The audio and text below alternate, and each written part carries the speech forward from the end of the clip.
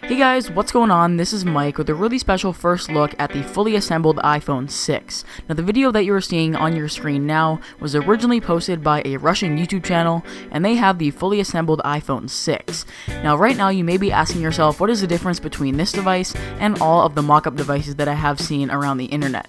Well, this device has all of the parts from the Apple supply chain, and all of the mock-ups that you have been seeing on the internet are all made of plastic. The screen is plastic, the camera is not glass, it's plastic, and the inside of it is just filled with a filler plastic to give it that heavy feel. Now this iPhone that you're seeing on your screen now has the logic board, has all of the high quality metal and glass. It doesn't say if it's a sapphire display, but we are guessing that it is.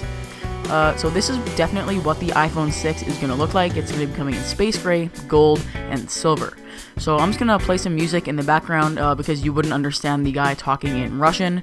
So I'm just going to play some music in the background and you can watch the rest of the shots of the iPhone 6. So thank you guys for watching. My name is Mike. Definitely subscribe for more updates like this, and I'll see you in the next video.